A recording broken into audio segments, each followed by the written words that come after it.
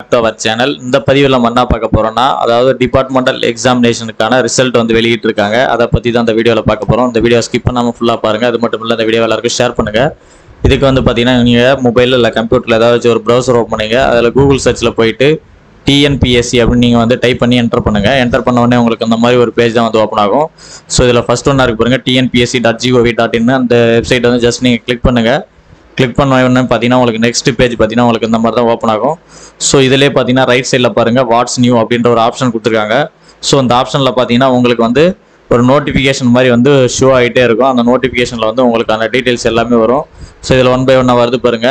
Annual planar 2024 அதுக்கு next பாருங்க.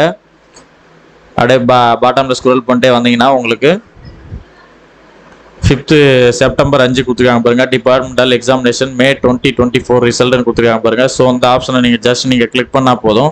உங்களுக்கு நெக்ஸ்ட் பேஜ் பார்த்தீங்கன்னா உங்களுக்கு இந்த மாதிரி தான் ஓப்பன் ஆகும்.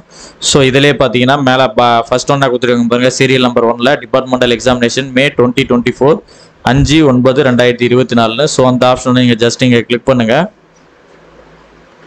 ஸோ கிளிக் பண்ண உடனே உங்களுக்கு இந்த மாதிரி தான் வந்து டீட்டெயில் கொடுத்துருப்பாங்க. இதில் வந்து பார்த்தீங்கன்னா அதாவது ரிஜெக்ஷன் லிஸ்ட் டெஸ்ட் கோட் 201 கொடுத்துருக்காங்க. அதுக்கு நெக்ஸ்ட் பார்த்தீங்கன்னா அதே ரிஜெக்ஷன் லிஸ்ட் டெஸ்ட் கோட் 205 கொடுத்துருக்காங்க. ஸோ யாரெல்லாம் செலக்ட் ஆனீங்களோ அவங்களுக்கான லிஸ்ட்டும் கொடுத்துருக்காங்க.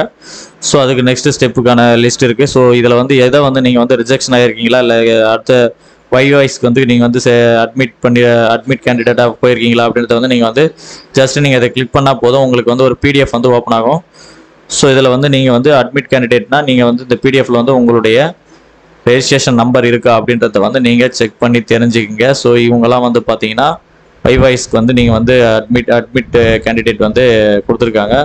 ஸோ இதில் வந்து Ctrl F அப்படின்னு கொடுத்தீங்கன்னா உங்களுடைய ரெஜிஸ்ட்ரேஷன் நம்பர் நீங்கள் டைப் பண்ணால் போதும்.